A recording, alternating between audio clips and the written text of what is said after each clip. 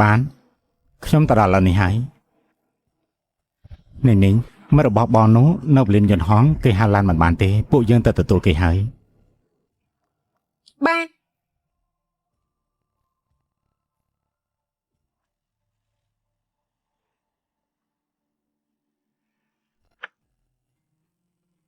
ឈិញហ៊ុនឆ្កែគឺ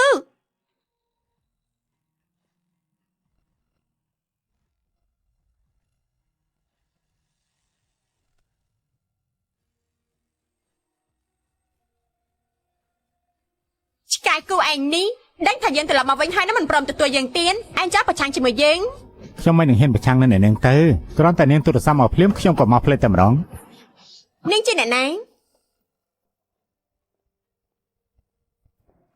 បងណែនាំអូនស្គាល់បន្តិចម្នាក់នេះគឺឈិញហ៊ុនមិត្តរួមក្រុមចាស់របស់បង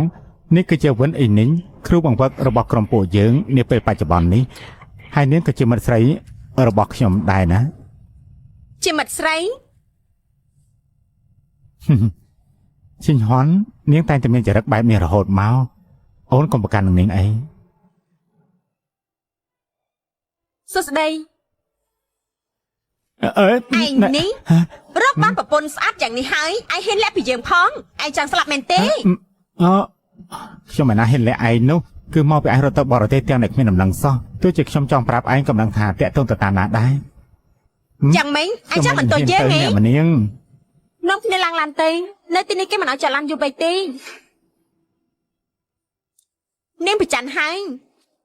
អ្នកគ្រូវិននាងមកក្រៅប្រហែលជាមិនដឹងទេខ្ញុំនឹងស៊ីចៅតាំងតែលេងបែបនេះមានពេលខ្លះត្រូវហាត់សមដល់យប់ជ្រៅពួកយើងត្រូវដេកនៅលើគ្រែជាមួយគ្នាទៀតផងខ្ញុំអង្គុយកែខាងមុង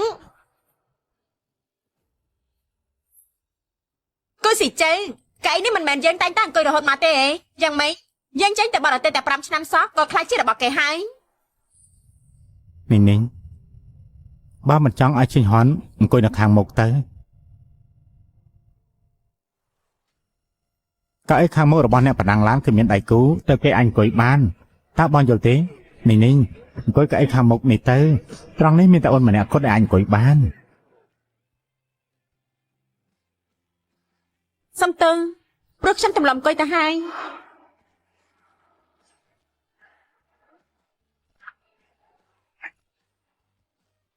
នេះកាបូបនាង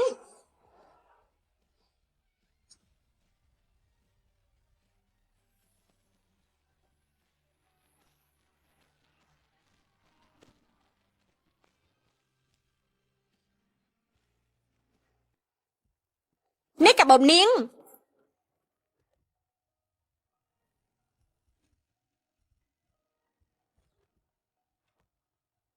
នេះជាតាស្បៃរឿងដែលយើងចូលចិត្តតែ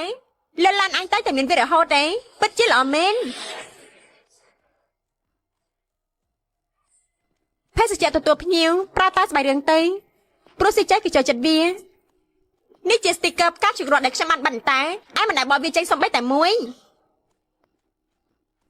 បដោទៅជាផ្កាជរត់ទៅផ្កាជរត់ជា logo របស់ឡានពួកខ្ញុំនេះជាខ្សែបបពណ៌មាសដែលខ្ញុំបានចង់វាតែឯរសារវារហូតទេកម្រាលតុកនេះបដោទៅជាពណ៌មាសទៅពណ៌មាសគឺជាពណ៌សំណាងរបស់ស៊ីជ័យតាមពិន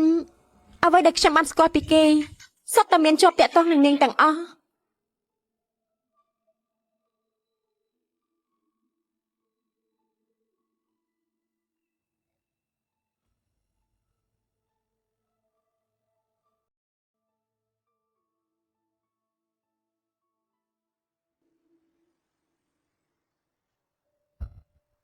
ឈិញហ៊ុននាងចូលទៅមុនទៅ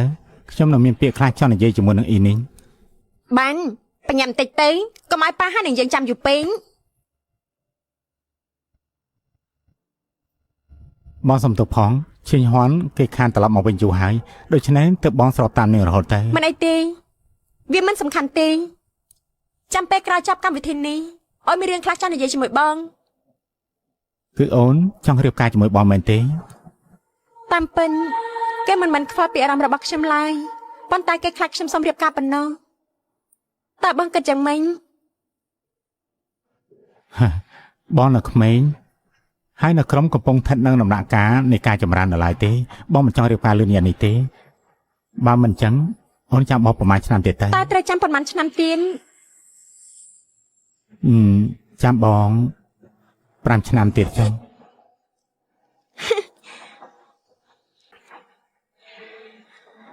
បងទុកចិត្តចាខ្ញុំមិនចង់និយាយរឿងនេះជាមួយបងទេរឿងដែល គ្រូ ខ្ញុំ បង្ ច វឹ ង់ ក និយាយ វិញ នោះគឺ ស៊ីងជើមហូបគេលើកមកហើយជុំមកញ៉ាំអីសិនមកតោះយើងឆាប់ចូលទៅ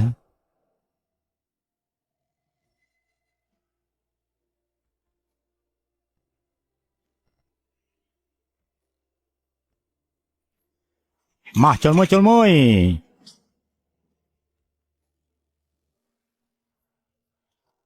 អ្នកចាំមិនដែរទេឲ្យទៅចាប់ការប្រកួតពួកយើងតែងតែមកទីនេះខ្ញុំពិតជានឹកពេលនោះណា ឈិញហွမ်းអញត្រឡប់មកវិញម្ដងនេះណាឯងនឹងលេងត្រឡប់ទៅវិញហើយមែនទេមែនហើយឈិញហွမ်းត្រឡប់មកស្រុកវិញមកក្រុមមិនតែបាញ់ពួកយើងមិនខ្វះសំបីតែម្នាក់ ម្នាក់វាពិតជាមិនអាចខ្វះមែនហើយលើពីម្នាក់ទៀតផង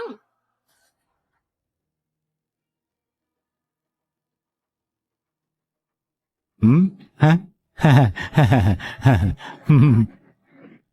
អ្នកគ្រូវិនកំពុងបោកបង្កងមែនទេបង្កងនេះនឹងបោកឲ្យអ្នកណាគេដែរសៀជើគឺជាក្រពែខ្ញុំចង់ញ៉ាំអីបន្តិចចូលពោះប៉ុណ្ណោះយើគូសៀជើមានមិត្តស្រីហើយពិតជាមិនដូចពីមុនមែនឥឡូវនេះមានអ្នកបារម្ភហើយកាលពីមុនបង្កងគឺសុទ្ធតែអញជាអ្នកបោកឲ្យយើងទាំងអស់ ខ្ញុំ គ្រូបង្វឹកវិននាងយល់ពីការប៉ុណ្ណឹងឡើយឬអត់មិនសូវយល់ទេអញ្ចឹងសម្អាងអីនាងធ្វើជាគ្រូបង្វឹកគេនោះ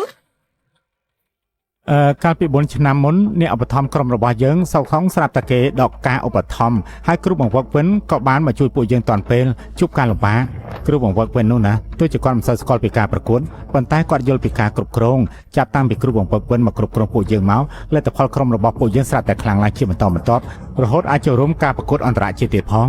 មែនហើយត្រឡប់មកវិញមក ចុះគ្រូបង្វឹកវិនស្វាគមន៍ការត្រឡប់របស់ខ្ញុំឬអត់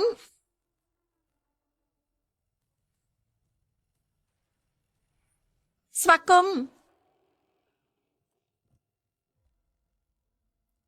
តាមច្បាប់វិន័យរបស់ក្រុមពួកយើងការស្វាគមន៍សមាជិកថ្មីប្រធានក្រុមត្រូវតែលើកដាច់5កែវមុនប៉ុន្តែតាមទំនាក់ទំនងរបស់ពួកយើងស៊ីជើលើកដាច់10កែវទៅ កាពះរបស់សិង្ជើកាលពី4ឆ្នាំមុនត្រូវបានធ្វើការវះកាន់គឺមិនអាចផឹកច្រើនពេកទេហេមិនអីទេដើម្បីការវិលត្រឡប់មកវិញរបស់ឈិញហន់10កែវក៏10កែវទៅណាមិនអីទេខ្ញុំអាចស្វាគមន៍បាន ហើយចាចាំបន្តិចផឹកតែ3កែវបានហើយអាទិត្យក្រោយបងនៅមានការប្រកួតមួយទៀតបងមិនអាចប្តេជ្ញាផ្ដាស់បានទេ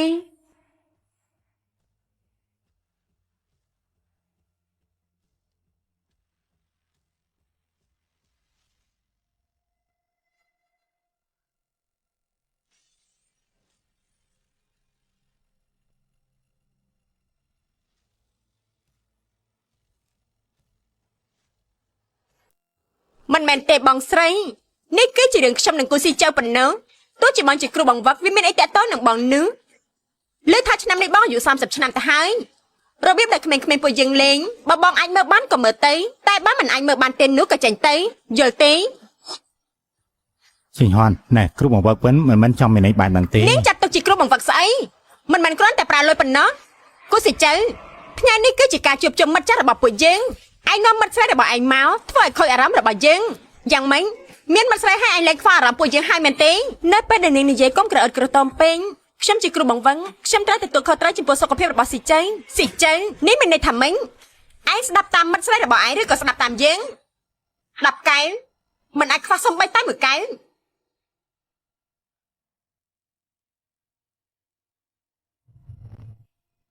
គូស៊ីចៅយ៉ាងម៉េចសម្ដីយើងឯងលេងស្ដាប់តាមហើយមែនទេឯងមិនខ្លាចយើងខឹងទេអី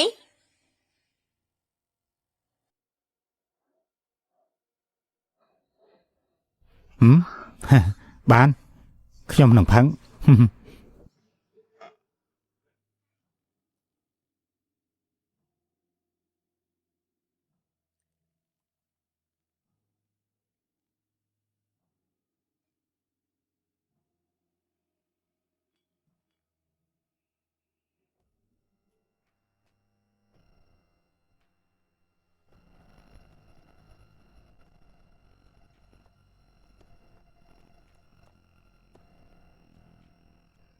កែវទី1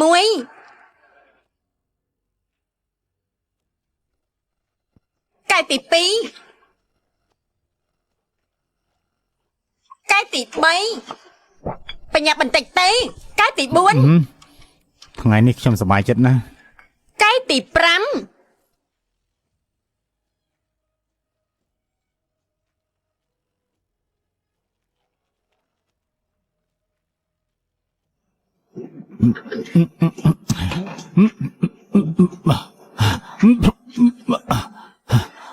សិចៃក៏សិចៃ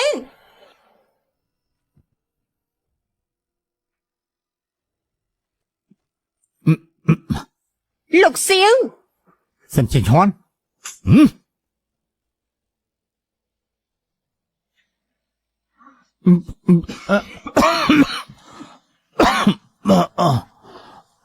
ផឹកទឹកបន្តិចទេ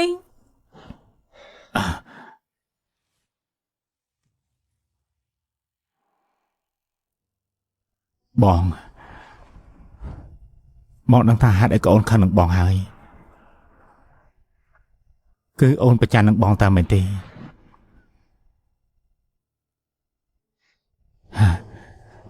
ឈិញហន់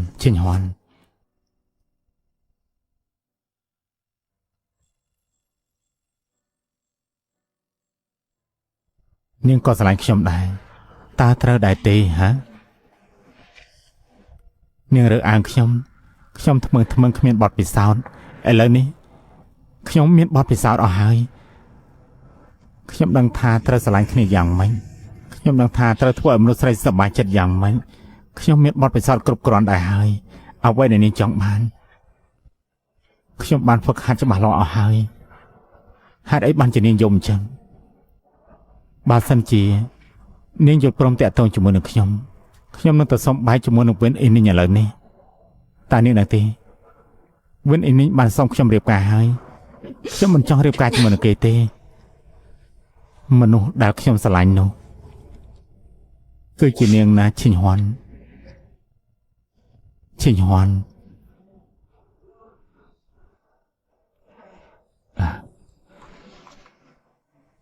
ខ្ញុំស្រឡាញ់នាង បងស្រឡាញ់គេតែហេតុអី5ឆ្នាំមកនេះបងសម្ដែង